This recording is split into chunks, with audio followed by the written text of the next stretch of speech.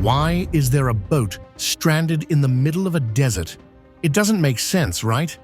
But back in 1988, after a powerful storm swept through one of Egypt's most significant archaeological sites, something unbelievable was uncovered. A wooden structure, eaten away by termites, suddenly appeared from the shifting sands. Archaeologists had been baffled by this question for years, and now they had their hands on a mysterious piece of history. What could this relic reveal about ancient Egypt? Stay with us, because this story will take you on a journey you won't want to miss. In 2000, a team of American archaeologists made a mind-blowing discovery near Abydos in Egypt.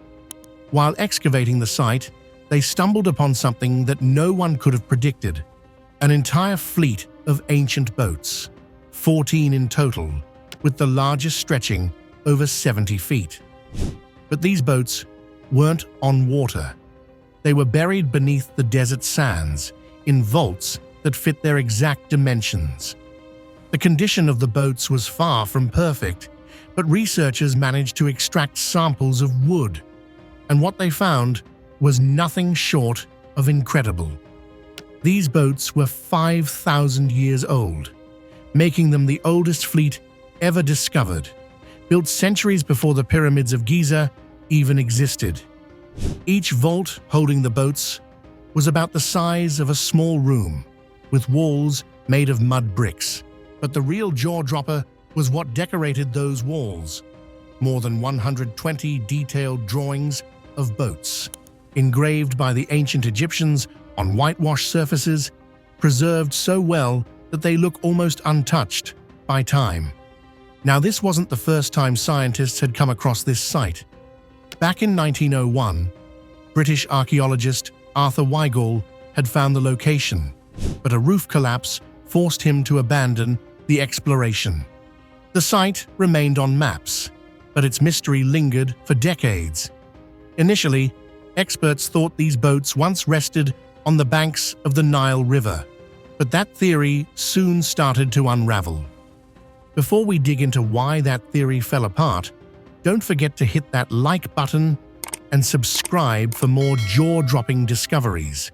Now, the Nile River today flows nearly 7 miles away from Abydos, but here's where things get intriguing. Studies show that the river hasn't changed course in thousands of years. So how did 14 massive boats end up buried in perfect parallel formation in the middle of the desert?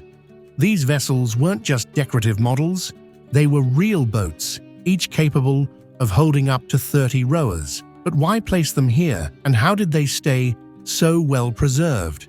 The mystery deepened when it became clear that these boats didn't float by chance. Someone deliberately buried them in this precise arrangement. Let's rewind a bit. Up until this discovery, archaeologists had mostly found miniature models of boats in ancient Egyptian tombs, like the 35 boat models discovered in King Tut's tomb. These small figurines were the only clues we had about how Egyptian vessels might have looked. But these Abydos boats were different. They were real, full-sized, and built using advanced techniques for their time. Unlike earlier primitive vessels, which were made by hollowing out tree trunks or binding reeds together, these boats were constructed using planks tied together. This marked a groundbreaking shift in shipbuilding, showing a level of craftsmanship and resourcefulness that was previously unknown. And that's not all. The timber used to construct these boats wasn't just any ordinary wood. It was cedar, imported all the way from Lebanon. At the time, timber was a rare and precious resource, and only the pharaoh could afford such luxury. This links the boats to Egypt's ruling elite, and nearby, archaeologists discovered a mud brick structure where Egyptians worshipped the pharaoh. The bricks from this temple match those used to encase the fleet, suggesting a deep connection between the boats and the pharaoh's divine status. These boats were treated with the same reverence as mummies and coffins, buried in grand vaults. The exterior of these vaults was no less impressive. The outer walls were coated with a plaster of white limestone, reflecting the harsh desert sunlight. It's likely that the boat chambers glistened from miles away, much like the pyramids of Giza would later. At the time of their construction, the pyramids were also covered in smooth white limestone, making them gleam under the sun's rays. Instead of jagged steps like we see today, they once had sleek, ramp-like surfaces, adding to their otherworldly grandeur. So now, archaeologists had one burning question left. Who did this incredible fleet of boats belong to? The answer, it turned out, was just a mile away, at the tomb of King Senwosret III, a pharaoh from Egypt's 5th dynasty. The style and construction of the boat chambers matched the time of his reign. But why were these boats buried in the middle of the desert? Here's where it gets fascinating. Historians believe that at the end of his life, King Senwosret III likely died in northern Egypt. His body was transported down the Nile in a grand procession, with these very boats leading the way. Afterward, the boats were lowered into the desert chambers, symbolizing the pharaoh's journey to the afterlife. In ancient Egyptian beliefs, boats weren't just for the living, they were essential for the dead. Pharaohs, like Senwosret, associated themselves with Ra, the sun god. During the day, Ra traveled across the sky, but at night, he sailed through the underworld in a celestial boat. Pharaohs needed these vessels to continue their divine journey after death, ensuring their rebirth just as the sun rises every day. For thousands of years, Egyptian pharaohs believed ships were their ticket to the afterlife. Even Khufu, the ruler behind the Great Pyramid of Giza, had his own boat. In 1954, archaeologists uncovered his ship near the pyramid. It was almost twice as long as the fleet found at Abydos, though about 400 years younger. Khufu's ship, along with treasures like King Tut's tomb, are some of the most iconic discoveries in Egypt.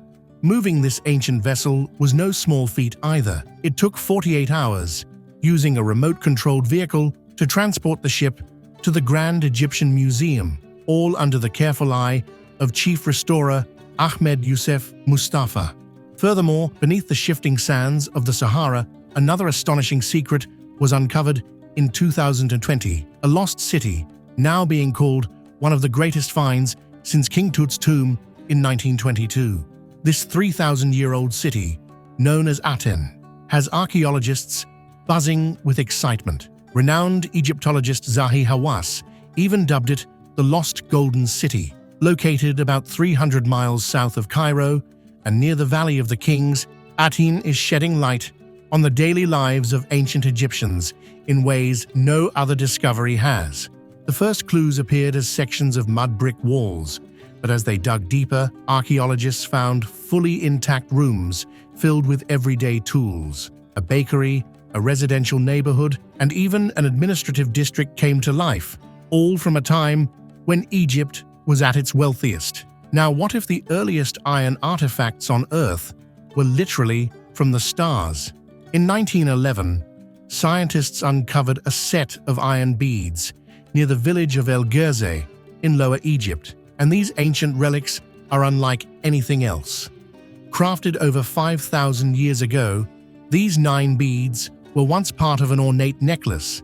But here's the mind-blowing part. These beads were shaped from a piece of meteorite. Yes, ancient jewelers took a fragment of a fallen star and skillfully beat it into these delicate beads using an iron-nickel alloy. Despite their age, now blackened and corroded, the craftsmanship is still remarkable, considering these artisans had no idea they were working with material from space. This discovery not only highlights their skill, but also reminds us that ancient people were connected to the cosmos in ways we're still unraveling.